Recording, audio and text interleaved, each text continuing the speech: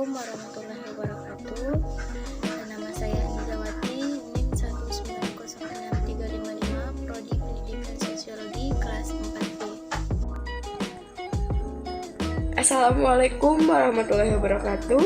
Perkenalkan, nama saya Adinda Raja Bani Wijaya dengan NIM 1900101, Prodi Pendidikan Sosiologi, kelas 4B. Halo, perkenalkan, nama saya Muhammad Syafiq bin Uci, NIM 1906365, kelas B dari Prodi Pendidikan Sosiologi. Hai, perkenalkan, nama saya Sofia Puasalamah dengan NIM 1908800 dari kelas 4B Program Studi Pendidikan Sosiologi. Halo, perkenalkan saya Revita Putratu Pratiwi dengan NIM 1904057 dari kelas 4B Program Studi Pendidikan Sosiologi. Di sini kami akan menampilkan beberapa cuplikan berita mengenai LGBT dan akan membahas lebih dalam apa itu LGBT. Penasaran? Simak videonya sampai akhir ya.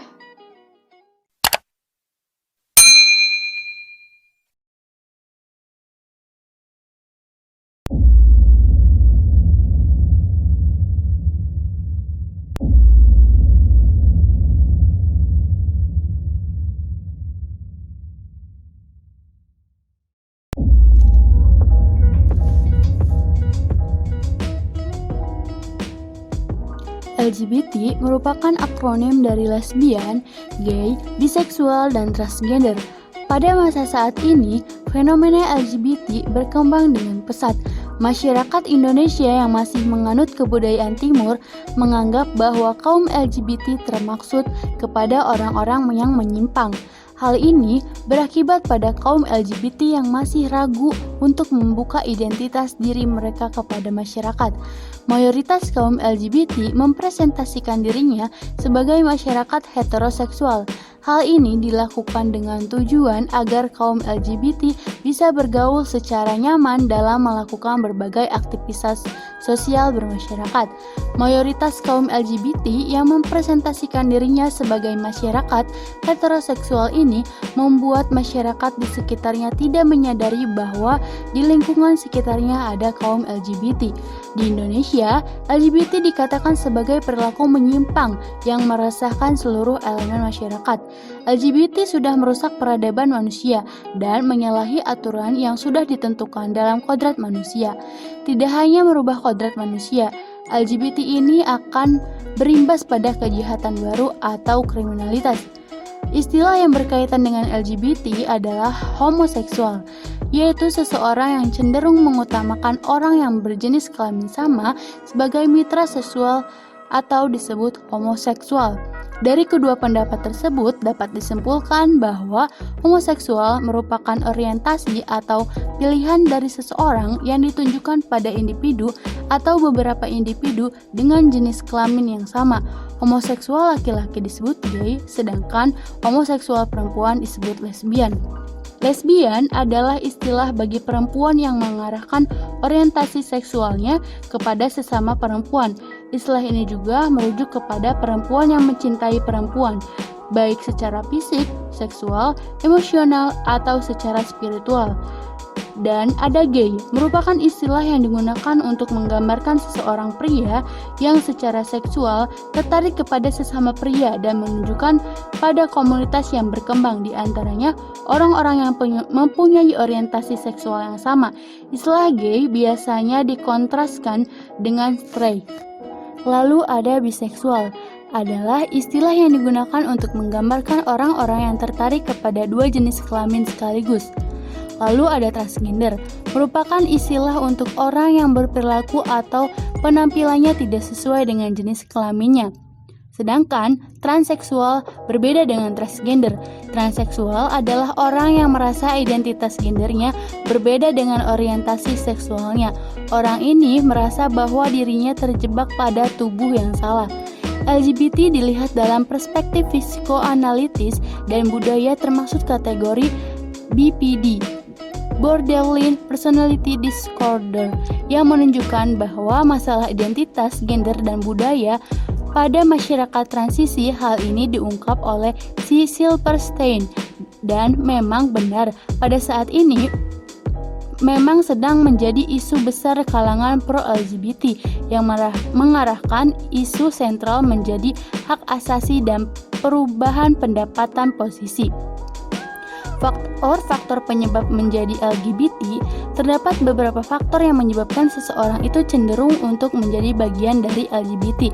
Antara lain, yang pertama ada keluarga. Bagi golongan transgender, faktor lain yang menyebabkan seseorang itu berperilaku kecelaruan gender adalah sikap orang tua yang diidamkan anak laki-laki atau perempuan juga akan mengakibatkan seseorang anak itu cenderung kepada apa yang diidamkan. Yang kedua, ada pergaulan dan lingkungan. Kebiasaan pergaulan dan lingkungan menjadi faktor terbesar penyumbang kepada kekacauan seksual ini, yang mana salah seseorang anggota keluarga tidak menunjukkan kasih sayang dan sikap orang tua yang merasakan penjelasan tentang seks adalah sesuatu yang tabu. Yang ketiga, ada biologis. Penelitian telah mengatakan bahwa terkait dengan genetika, ras, ataupun hormon, seseorang homoseksual memiliki kecenderungan untuk melakukan homoseksual karena mendapat dorongan dari dalam tubuh yang sifatnya menurun atau genetik. Yang keempat, ada moral dan akhlak. Golongan homoseksual ini terjadi karena adanya pergeseran norma susila yang dianut oleh masyarakat. Yang kelima, pengetahuan agama yang lemah. Kurangnya pengetahuan dan pemahaman agama juga merupakan faktor internal yang mempengaruhi terjadinya homoseksual. Pengetahuan agama memainkan peran yang penting sebagai benteng pertahanan yang paling ideal dalam mendidik diri sendiri untuk membedakan yang mana yang baik dan mana yang salah. Yang keenam, ada pergaulan teknologi.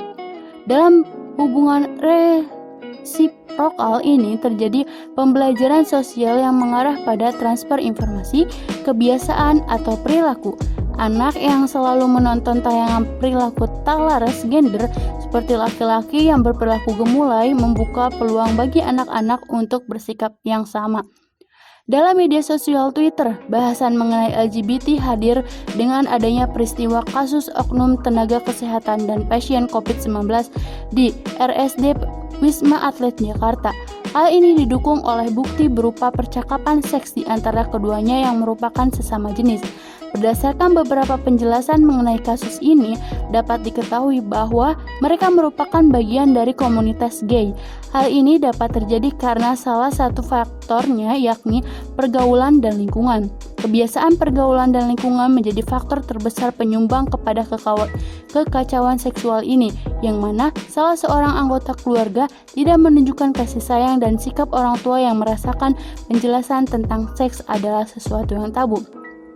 Keluarga yang terlalu mengekang anaknya, bapak yang kurang menunjukkan kasih sayang kepada anaknya, hubungan yang terlalu dekat dengan ibu sementara renggang dengan bapak, kurang menerima pendidikan agama yang benar dari kecil. Selain itu, pergaulan dari lingkungan anak ketika berada di sekolah berasrama yang berpisah antara laki-laki dan perempuan turut mengundang terjadinya hubungan gay dan lesbian. Di Indonesia, fenomena LGBT tidak sesuai dengan nilai dan norma yang ada dan tidak sesuai dengan penanaman nilai-nilai Pancasila. Maka dari itu, LGBT merupakan salah satu perilaku penyimpangan sosial. Sekian pembahasan materi mengenai LGBT dari kelompok kami. Kurang lebihnya mohon maaf. Wassalamualaikum warahmatullahi wabarakatuh.